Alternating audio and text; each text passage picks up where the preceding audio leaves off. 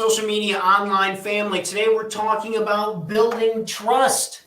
And I think most would agree in today's world with competition getting higher, margins getting lower, that differentiation comes from being able to build trust with our clients, with the people we want to build relationships. So work, life, and the things in between, building that level of trust has never been more important. So today I'm going to go over 3 ways that you can build trust with people, learn how, and remember, make it a game, if you will, of how you're interacting with people. And if you can use some of these tricks and tips to help build a higher level of trust and set yourself apart from the competition. So first off, we're going to talk about number 1, listening.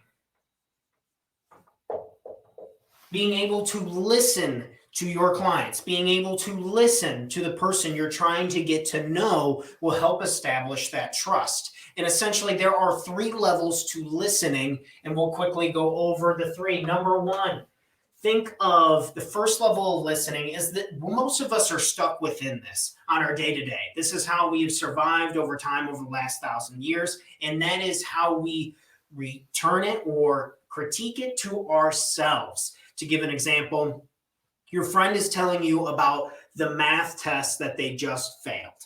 They have just failed the test. They're feeling down on their luck. Now everything else in life is going to shit.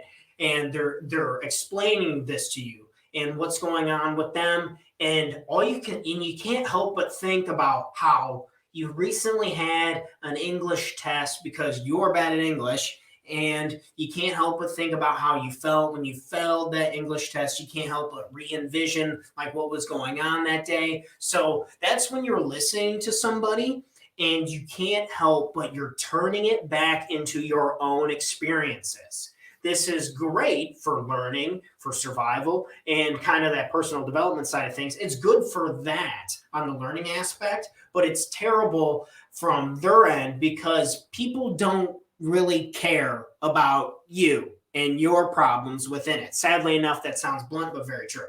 So when you're tailoring everything back, think about that when you're having a conversation with somebody and they keep, every time that you give something, they like either one up it or they turn it to how it relates to them. It's like, oh, I understand how you feel. I was like this and it was going in this way for myself. And you're thinking, well, we're not the same. It was a different situation. What do you mean, dude? So try not to do this when you're trying to get in the level to build trust. Level 1, when it comes back to yourself. Level 2, I like to think of a lawyer, think of a professor in a really hard class when they're spitting the facts at you and you're just writing them down. You're taking in the notes, whether it's this information that you're taking to a very literal sense. You're very concentrated like a laser beam on this, and you're getting the facts down.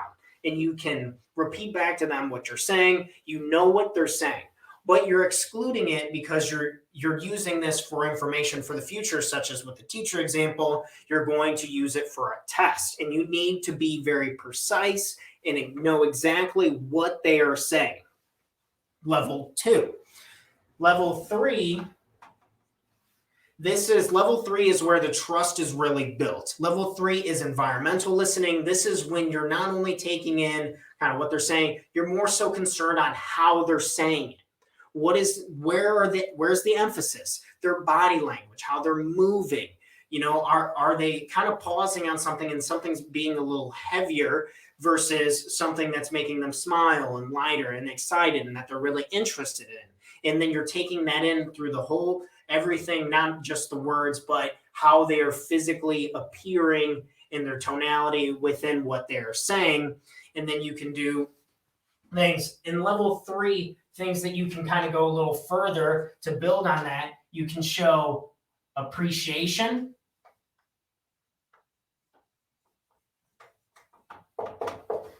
Something that someone's really passionate about, something that they do care about and they're interested in, you're mirroring and you're following and you're saying, wow, yeah, that is really cool. I can't believe that you were able to handle all of that. Wow, you are really on top of that, and just continuing to show and press appreciation, respect, if I can spell right, respect towards what they are saying, focusing on them and hear where they're being excited, an emphasis or kind of lower, and kind of matching with that and taking all of that in. Think of level 3, environmental listening, where you're building that level of trust. So next, when you're communicating with people on your levels of listening, see where you're falling into level 1, see where you're falling into level 3. Some of my coaching clients, we take tally marks within their conversations, but it's like, oh, you shouldn't be playing a game with social convention and conversation. If you are giving someone the time of your day and you are actually listening to them, who cares if you're making a game out of that? Because that's all people really do want and crave, is they crave people to be interested in them, and they want to be really heard instead of this barking match going back and forth trying to one up each other with different stories that are not totally true.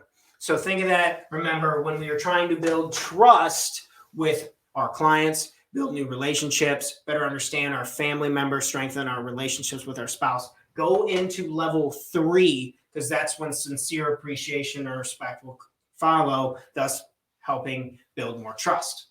Number 1, listening. Number 2, expectations. Expectations, laying the groundwork up front. This is absolutely so crucial. Think of the 90-10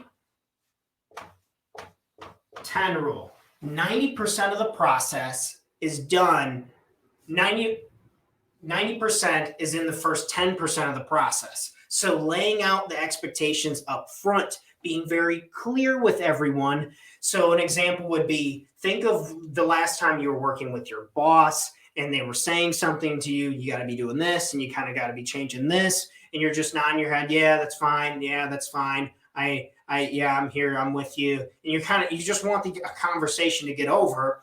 And then as soon as the boss walks away, you're like, oh, shoot, what did they really say? And then you kind of just go for it and you try to get it done. Turns out you weren't on the same page. You didn't really understand. And then you finish, and then you come back, well, that wasn't what I wanted. That wasn't, now you got to redo all of this. And a lot of these relationships and the trust within each other comes from people just not being 100% on what they really wanted up front. So making sure that you're laying the expectations up front. Yes, it's a little bit of legwork. Yes, it may feel like you're talking too much. Yes, it may feel that it's a little unnecessary, but I promise you it is completely necessary. And people do really appreciate when you have it all laid out up front and it's very clear on what you need to be doing. So expectations, think of the 90-10 rule, lay it all out there for them to make sure you're on the same page. And how can you make sure that you are on the same page, or that, that the expectations are truly understood?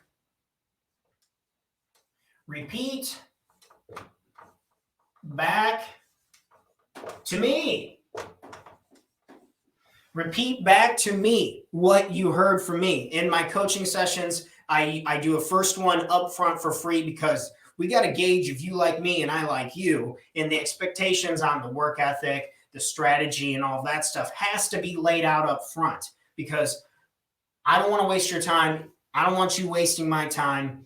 So I have them repeat back to me what I expect out of this and what I think this is going. And then I have them correct me, or I correct them up front to make sure that there's not anything. Because then when they're coming back and I'm checking in on you every day and they're not really saying anything back, or say if they're falling out on their commitments, they're wanting to reschedule. And because I allow 2 reschedules within my first 3 months of the coaching. And if they're going over that, then it's like, oh, I can't work with you with a client. And then it could be a whole thing. I want to avoid that as much as possible. My mentor and my own life coach have gone through enough to warn me that you got to lay the expectations up front and say it out loud to each other. It may sound a little redundant, but it's going to be a whole lot less stress and a whole lot less work if you just lay it out one more time while you're already in the meeting. You're already in front of them. Just say it to make sure it is clear. People respect that, and it will just make the process so much easier going forward. And that's why 90% of the work is done in the first 10% of the process. And finally roll that off the tongue easily. So expectations, number 2. Number 3, keep the promises you make.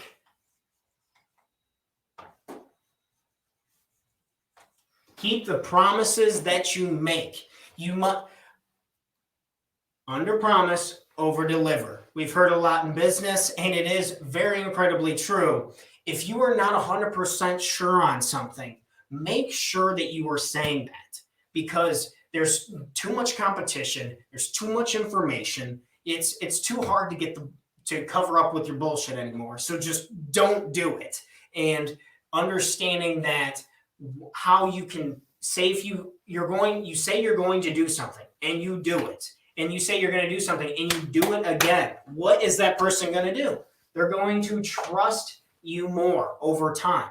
Think of past relationships, whether it was really good partners in school, it was really good people you played sports with, like, oh, they're going to actually show up to work out. Oh, they say they're going to do that. You remember that stuff. And it doesn't change as you get older and you start getting into stuff into the business world, etc., trying the balancing act of life. People tend to remember the promises that you make, and especially the ones that you don't keep. So make sure that you are making promises to your best abilities and work hard to make sure that you're fulfilling those, because that is going to build you trust and set you apart. A lot of people will pay a higher price if they know it's going to get done right. So we have listening, we have expectations, keep your promises. These 3 things will help build better trust in your personal relationships and your business relationships.